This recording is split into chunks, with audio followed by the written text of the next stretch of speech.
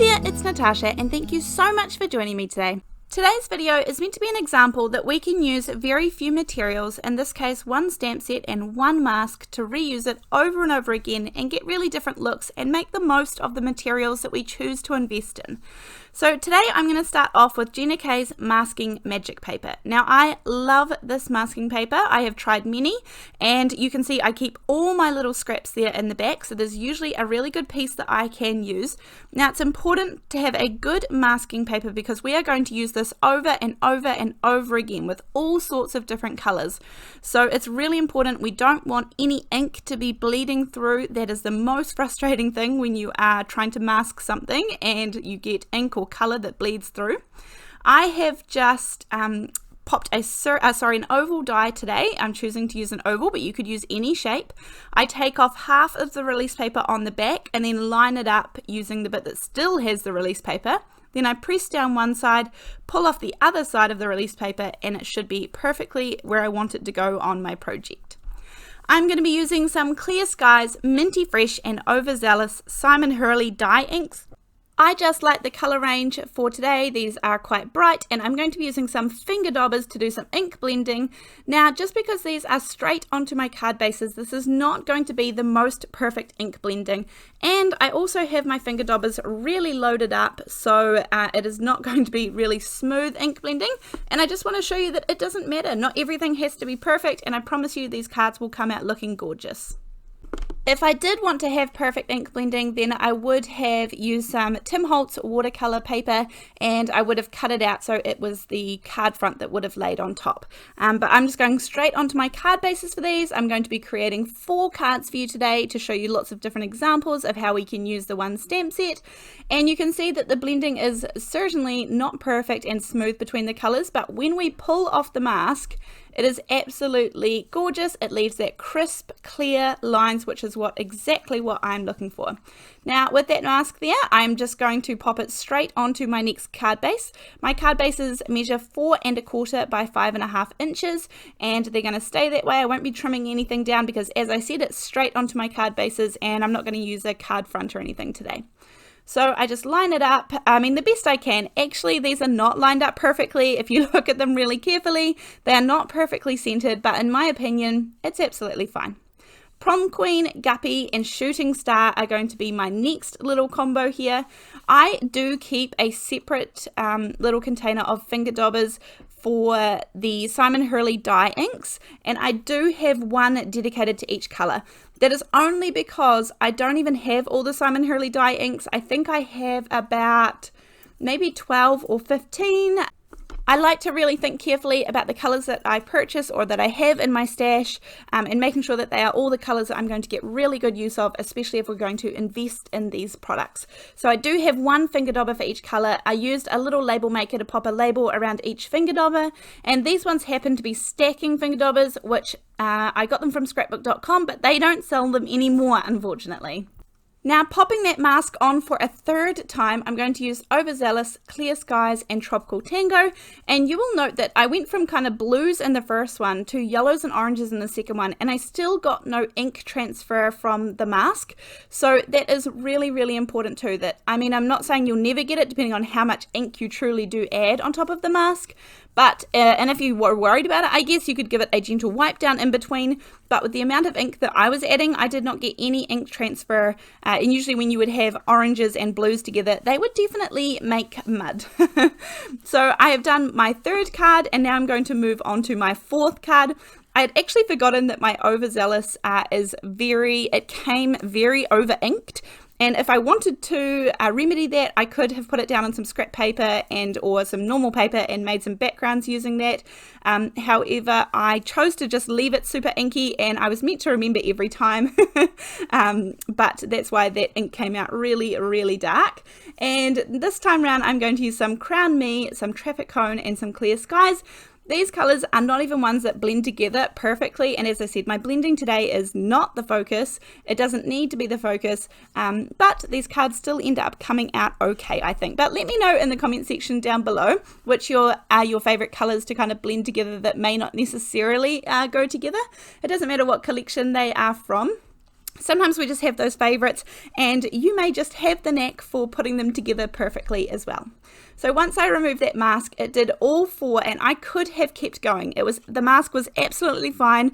I can put the release paper back on the back, so I can't speak highly enough of the Gina masking paper. Next up, I'm going to introduce the stamp set that I'm going to base these around today. This is the Kelly Creates Florals. This 6 by 10 inch stamp set is around $6 US, of course. And this, again, I'm just showing you that how you can use all these kind of different stamps for your projects. However, obviously what you have in your stash is going to be perfect too. So I am going to be using my stamp platform today. These are finally available again at Crafts US and Crafts UK, so I will put the link to them down below. They have branded them under their own brand at the moment, but exactly the same thing, and these are my favorites. I have a review video on these. Favorite stamping platform for so many great reasons.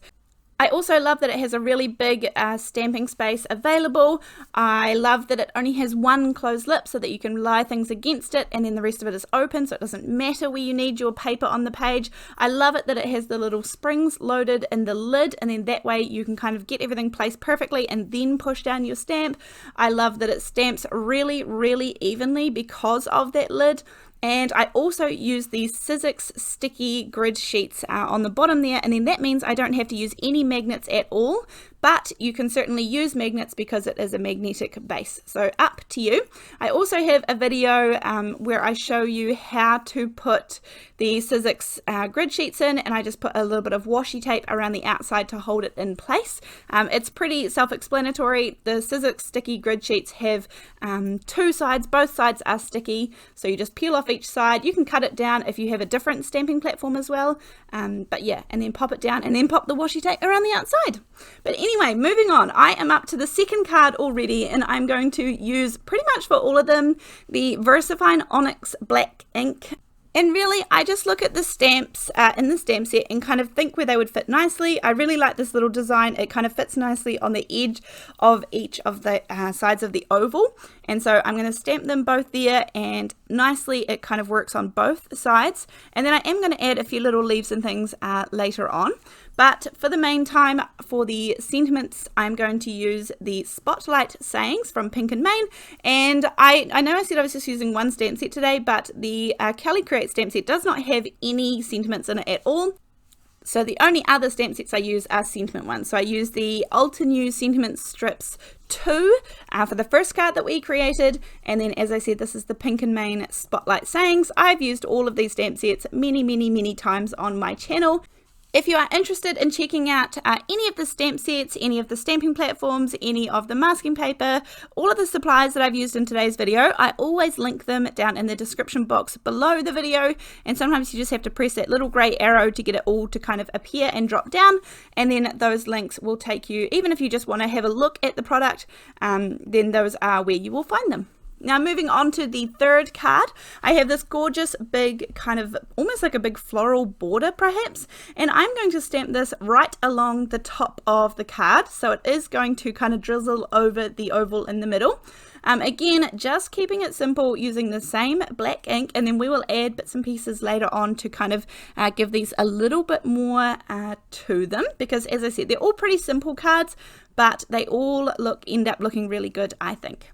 So I can stamp down and make sure that it stamps really well. For this one, I'm able to kind of lift it up, have a check, and then I just pushed it down again for a couple of spots that I obviously missed a little bit of pressure. And then again, I'm going to use the same Spotlight Sayings, and they just fit really nicely. I'm enjoying this stamp set actually. And there is a whole different range of occasions on the one stamp set, which is what I usually really appreciate. And this one says, "So very proud of you," stamped it in that nice black crisp ink, and then I'm actually going to heat emboss this one with a little bit of clear embossing powder. Again, you can skip any of these steps, but I just want to kind of show you that there are a few different options for each one. So some clear superfine embossing powder, and then melt that, and that is the next card. We are going to kind of finish all these off in a group later on, but I'm just sort of doing batch making a little bit and trying all different styles. So this one here is some gorgeous little leaves, and I'm going to stamp this on both sides, same stamp both sides, and I'm going to start off on the left there, and it's kind of a little bit going to overhang over the oval, and then a little bit will hang off as well. Same ink that I'm going to stamp, and then it's really good to make sure that it's stamped perfectly. I'm going to reposition the stamp and then make sure that I get the curve just right. I'm actually going to change the curve a little bit so it kind of looks right beside the other one, and that is again something that you can kind of check on really well using a stamping platform, is that you can kind of move it on the lid to make sure that it's in the exact right place where you want it. You can kind of manipulate the stamp a little bit more. So albeit when I looked at the stamp set, I had lots of different ideas of how you could just use one of the stamps from the stamp set, but I decided to use 4 different ones just to give you some sort of ideas as well. And then I used that same Spotlight Sayings for the Feel Better Soon to go in the middle. So here are the 4 cards that we have created so far, and I think they're looking really good. They've got that really bold color in the middle, and then 4 different designs that we've created. I did take one of the little leaves from the same stamp set, and I just thought I would add a couple more either side of that floral arrangement there, and I like that it added just a little bit more around the oval. Then I'm going to take a scrapbook.com clear glitter pen, and I'm going to fill in all of those stamping images. I'm not going to color them at all, and it's a little too hard to pick up on camera, but that is really, really sparkly, and in real life adds something quite nice. This one is again going to be really plain, but bear with me because we're going to do one more little thing which will give these an extra little added touch after this. I used some of the Clear Skies ink to pop it down on an acrylic block. So the Clear Skies is what I also blended into the background.